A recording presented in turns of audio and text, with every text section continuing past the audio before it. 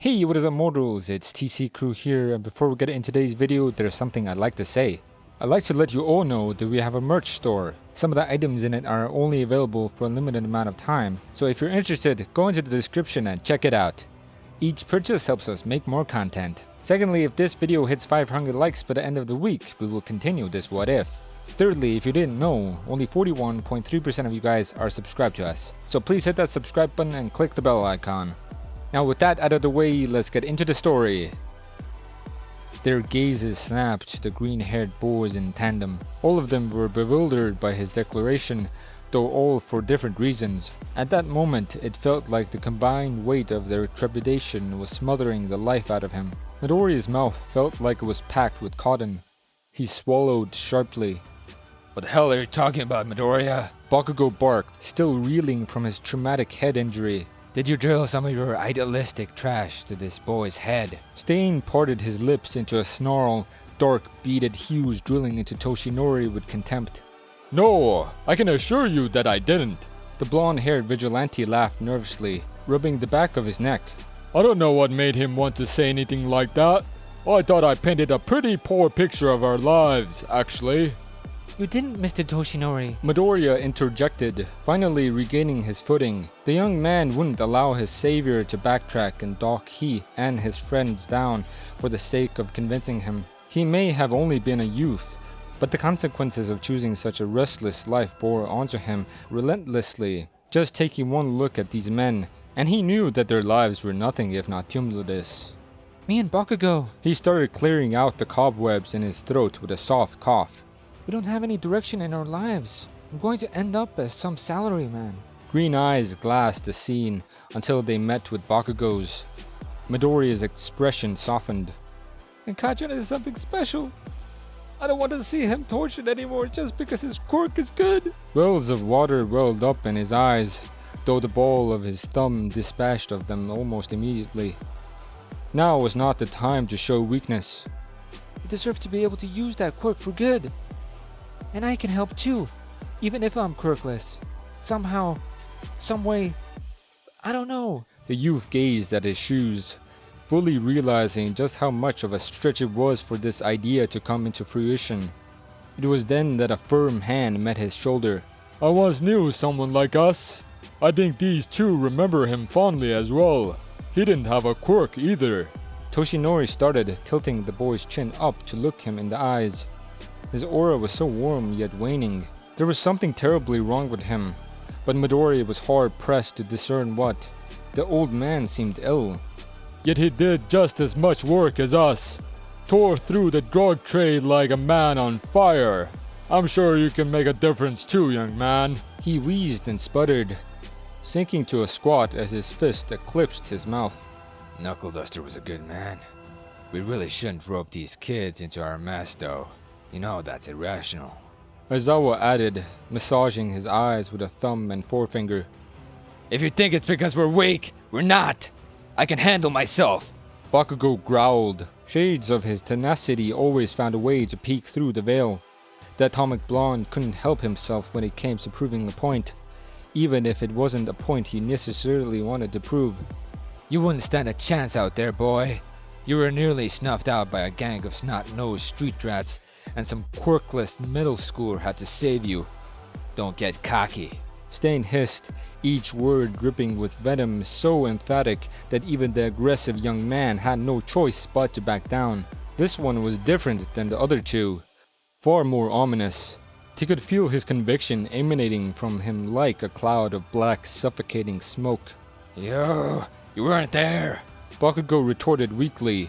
The young man could barely stand up straight due to his injury. All the yelling caused veins to bulge from his temples like worms wriggling through loose dirt. If I were it, then nobody would have died, you little brat. Sharp and poignant, like a dagger digging into both of the boys' hearts. These kids don't belong here, Toshinori. Stop imposing this foolish optimism on anyone who lends you an ear. You'll get more people killed. Every word Stain uttered stung with the pressure and malicious intent of a bullet. Even this phrase seemed to negatively affect the older vigilante, causing him to cast a forlorn gaze away from everyone. That was a bit much, Toshinori replied. They're just children. Let them have their fantasies. I don't do this to let teenagers frolic around like everything is okay. It won't be okay until the AQTF and all the dirty little cretins of this town are culled. That's not fair. The green-haired boy spoke up in defense. Kachan and Mr. Toshinori put everything on the line to help people. Kachan fought tooth and nail against several people trying to kill him. And if you don't think that is worthy of respect, then you aren't similar to Mr. Toshinori at all. You're just some fanatic, not a hero. I never called myself a hero, kid. Stain replied. But that's fair. Do what you want. I don't care. The room settled into an uncomfortable silence. The masked vigilante went back to scraping his knives against the whetstone, acting as if nothing had transpired at all. He still harbored the frightening intensity, even in the dense quiet that accompanied them. Midori dug his chin into the webbing of his hand, staring pensively in no particular direction. These three seemed tied together more by circumstance than by camaraderie, especially Toshinori and Stain. Their ideas on how to solve crime were disconnected from one another, with the tired-eyed man serving as some sort of mediator to bridge the gap. Could he and Bakugo really fit into such a disjointed group? Would it even be an intelligent decision to try and dive headlong into a profoundly immoral underbelly at their age and skill level? Most importantly, with this world completely revealed to them, a stark juxtaposition of how they once lived. Could they turn away and return to their normal lives? Could he live with that bearing down on his consciousness? Midoriya shook his head. Let's do it, Midoriya. The freckled-faced teen turned his attention to the voice, almost shocked to find that Bakugo said it. What? The reply was instinctive. Let's be heroes or vigilantes or whatever the hell these guys are. Time to show that bastard what we're made of. Stain glanced up with Irie tainting his ruby irises at the backhanded comment. What do you say? The young man clutched the back of his skull, obviously still under the effects of a serious concussion. Of course, Kachan. The viridine-haired teen flashed his most winning smile, glad to find his old friend at the same place he was. Before we get back into the story, I would like to say that we got a second channel called Anime Deep Dive. Anime Deep Dive goes over the hard facts of the anime presented. Now, in case you guys didn't know, we have a third channel called We the Celestial Naruto What If. We the Celestial Naruto What If mainly focuses on our Naruto What If series. If you're interested in content like this, please go check the description below or click the eye icon in the top right corner. Now, with that out of the way, let's get back into the story. The boys hadn't steeled themselves for what was to come. The level of physical exertion and mental fortitude it took to keep up with these storied veterans was nothing to scoff at. They were barely 15 when they had to tighten those shivering hands and look towards the future. From their perspective, molding their bodies and spirits into what their mentors needed seemed just short of insurmountable. Bakugo always had the tenacity to keep him from faltering. His sheer force of will had enough strength to erode mountains and shape oceans. All the Atomic Blonde had to do was put his mind to it, and there wasn't a thing in existence that had the goal to block his path. The dogged youth would just burst through whatever obstructed him to the other side, perhaps not unscathed, but better because of it. He flourished in strife. Midori, on the other hand, had never experienced this level of punishment. His experience as an adolescent was a decidedly average one, with menial goals and lackluster hobbies. What fueled him was his unwillingness to subscribe to that restless life, that little spark. Realizing that there was more than just a well-paying job and school and friends, it single-handedly wrought a fighting spirit in the pit of his chest. With tear-soaked cheeks and burning lungs and taut muscles brining in the lactic acid, he refused to quit. Even without a quirk, with no advantage and no previous combat experience, he met his much more adventurous comrade's pace. It took every ounce of his conviction he had to continue on this tumultuous journey, and when he came out the other side, dismantled whole and rebirthed, he smiled in spite of it. Bakugo grimaced beneath his ballistic mask. It was their first foray into the criminal underworld alone, and it had already turned sour. The anti-quirk task force bastards never did anything on this side of town. Why'd they have to turn up now? He and Midoriya, beneath the dull shroud of night, hunkered behind the shielding embrace of a shipping container as the so-called protectors of peace prowled like ravenous hyenas. The sounds of their heavy combat boots spurting the concrete floor of the warehouse caused the boys to wince.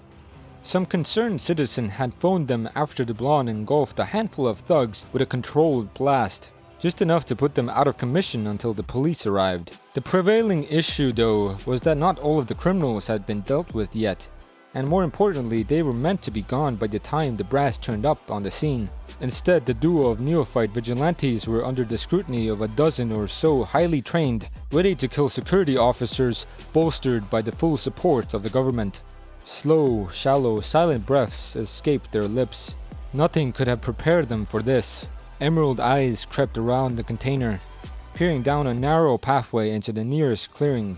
His hues met the gaze of another, one of the criminals that they were meant to dispatch of. His chest heavy like a bellow, his sharp features contorted into primal fear. The young ruffian cleared his throat a little too loud, an action he immediately regretted. In a fluid motion with the fluidity of water and the suddenness of a car accident, one of the agents whipped around the corner with a back fist to the boy's nose. His body impacted the cover he had so recently found solace in with a dull thump. The adolescent was reduced to one knee, clutching his battered face as the officer dug the steel toe of his boot into his chin. This time, much to Midoriya's shock, the urchin barely budged.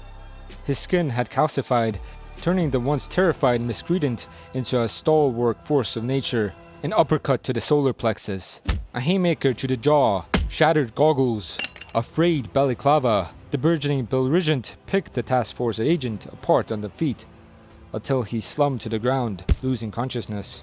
Sweltering heat flooded the corridor as the boys' bodies imprinted against the opposing cement wall. The sheer force shattered the stone like glass, a cascade of splintered concrete skittering across the ground like insects retreating from an upturned stone. Billowing flames consumed hallway as a singular ominous silhouette split through the oppressive orange and gray. This was someone they both recognized. Enji Todoroki, codename Endeavor. His visage contorted into a scowl as he glowered down at the incapacitated boy. You have to do something! Midoriya blurted out in a hushed tone. What the hell are you talking about? It's just some criminal. His partner responded, clenching his jaw at the sight of such a staunch opponent. The freckled-faced teen legs shifted on their own, defying every ounce of trepidation that permeated through the synapses in his brain. It didn't matter who the person was, so long as he saved them in their time of need. The abject terror in the boy's eyes told him all he needed to know. He wasn't bad. Not even close. That hoodlum and Midoriya had a lot in common. They were both a consequence of their society, however bleak that might be. The look in that bastard's eyes wasn't that of a protector. He was a killer through and through. He planned to scorch that poor, helpless teen until he amounted to nothing but charred bone. A metal mandible locked around his frown. A flick of a wrist deployed his baton. His other hand tugged a tear gas grenade from his chest rig, donning his toned form. With the pluck of a pin, a plume of smoke emanating from the nozzle at its head, it skidded across the ground and enveloped the scene entirely. Now the green-haired boy had time to think. Or so he hoped. Scorching, palpable heat bellowed down the corridor and threatened to eviscerate him where he stood if it wasn't for the swiftness of his partner in crime. Both of the boys slid down an adjacent hall. Midoriya found himself practically hyperventilating from the adrenaline pulsing through his body. Oh god! Izuku swallowed sharply. Shit! You could have died! Let's go! Bakugo swiveled his head just as Endeavor stepped around the corner. As the red-haired demon raised his hand to cremate the vigilantes, a tetrad of throwing knives seamed his forearm. He howled, immediately withdrawing the arm and bringing his attention to the culprit. Stain launched from out of view with a spinning heel kick that put the enforcer nearly through the steel wall of the nearest shipping container. Can you cretins stay out of trouble? Stain growled, voice laden with contempt. His gangly fingers tugged at the hilt of his katana. Thank you all for watching the video to the end. Now there are a few more things that I'd like to go over before the video ends. On behalf of We the Celestials, I'd like to thank the writer of this video as well as the editors for this video. Their details will be in the description. If you're a voice actor, editor, or writer, or you're interested in becoming one of those, go to the Discord that is in the description of this video and hit up the head of one of those areas. We're always looking for members to join us. That's it from us for today's video, so thank you all for watching, and don't forget to hit that subscribe button if you're interested, and hit that like button if you liked the video. Until next time, peace out mortals, have a fantastic day.